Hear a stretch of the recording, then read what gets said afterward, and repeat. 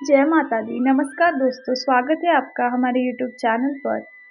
आज मैं आपको बताने वाली हूँ नवरात्रि के आखिरी दिन पूजी जाने वाली माता सिद्धिदात्री की कथा के बारे में और सुनते हैं उनकी व्रत की कथा। नवरात्रि पर देवी माँ सिद्धिदात्री की नवमी तिथि पर उपासना करने का विशेष महत्व होता है। नवमी तिथि के दिन माँ सिद्धिदात्री की पूजा का अर्चना की जाती है। माँ सिद्धिदात्री को सिद्धि और मोक्ष की देवी माना जाता है। मान्यता है कि माँ दुर्गा की इस स्वरूप की पूजा करने से भक्तों को यश, बल और धन की प्राप्ति होती है। माँ सिद्धिदात्री दुर्गा माँ की नौवीं शक्ति का नाम है। यह सभी प्रकार की सिद्धियों को देने वाली है। नवरात्रि पूजन के 90वें दिन इनकी उपासना की जाती है।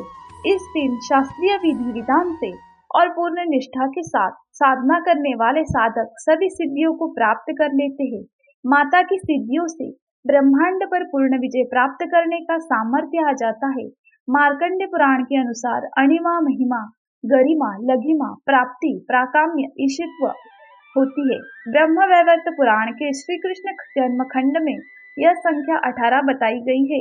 इनके नाम प्रकार है अणिमा, लघिमा, प्राप्ति, प्राकाम्य, महिमा, ईत्व, वस्वसु, वाक स्थिति, कल्पवृक्ष, सृष्टि, संहार, करण, सामर्थ्य, अमरत्व, सर्व न्याय, तत्व, भावना और सिद्धिदात्री माँ भक्तों को और साधकों को यह सभी सिद्धियां प्रदान करने में समर्थ है।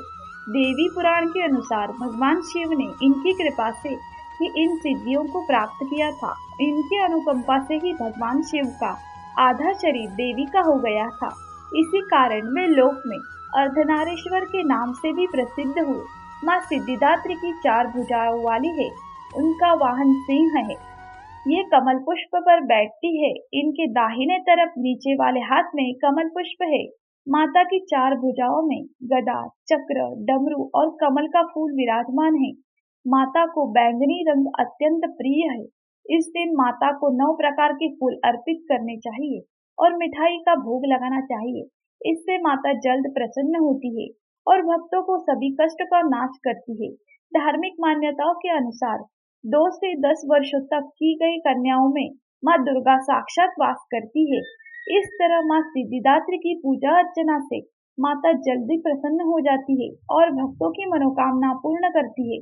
प्रत्येक मनुष्य का यह कर्तव्य है कि वह माँ सिद्धिदात्री की कृपा प्राप्त करने का निरंतर प्रयत्न करे, उनकी आराधना की ओर अग्रसर रहे और इनकी कृपा से अनंत दुख रूप संसार से छूटकर मनुष्य मोक्ष को प्राप्त करता है। 9 दुर्गा में माँ सिद्धिदात्री अंतिम है, यानी 8 दुर्गा। उनकी पूजा उपासना शास्त्रीय विधि विधान के अनुसार करते हुए भक्त दुर्गा की पूजा के 90वें दिन की इनकी उपासना करते हैं। माँ सिद्धिदात्री की कृपा पाकर भक्त के अंदर कोई कामना शेष नहीं बचती जिसे वह पूर्ण करना चाहे। वह सभी संसारिक इच्छाओं से और आवश्यकताओं से ऊपर उठकर मानसिक रूप से माँ भगवती के दिव्य लोकों में विचरण करता हुआ उनके कृपा रस पीयूष का निरंतर पान करता हुआ विशेष भोग शून्य हो जाता है। माँ सिद्धिदात्री की व्रत कथा इस प्रकार है। पौराणिक कथाओं के अनुसार एक दिन भगवान शिव माता सिद्धिदात्री की घोर तपस्या कर रहे थे। उनकी तपस्या से माता सिद्धिदात्री प्रसन्न हो गई और उन्होंने भगवान शिव को 8 सिद्धियों की प्राप्ति का वरदान दिया। इस प्रकार उनके फलस्वरूप भगवान शिव का आधा शरीर देवी के रूप में परिवर्तित हो गया। इसके बाद भगवान शिव को अर्धनारीश्वर का नाम प्राप्त हुआ। शिव जी का यह रूप संपूर्ण ब्रह्मांड में पूजनीय है।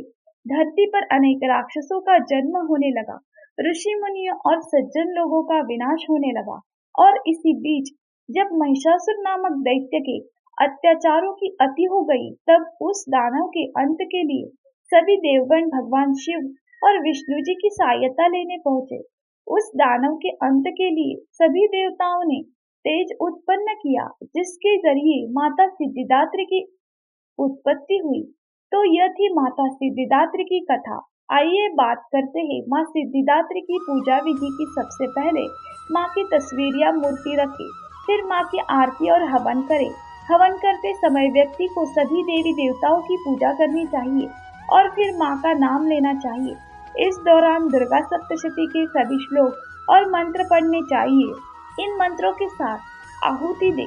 माँ के बीज मंत्र का 108 बार जाप करना चाहिए। माता का बीज मंत्र है ओम ऐं ह्रीं श्रीं दुर्गाय नमः। इस मंत्र का 108 बार जाप करें। भगवान शंकर और माता की पूजा करें, फिर माँ की आराधना करें, माँ को प्रसाद चढ़ाए और सभी लोगों में प्रसाद बांटे। नवरात्रि के अंतिम दिन माँ दुर्गा की इस 90 रूप की पूजा की जाती है। 9 दिनों तक धारण किए गए व्रत का उद्यापन भी 90 दिन किया जाता है। माँ सिद्धिदात्री का पूजन, कथा, भोग इत्यादि करके कन्याओं को अपने घर बुलाकर भोजन करवाया जाता है।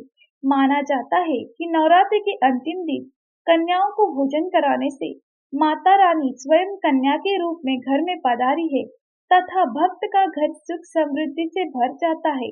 आशा करती हूँ आप सभी पर देवी माँ की कृपा बनी रहे। तो ये थी आज की कथा और जानकारी।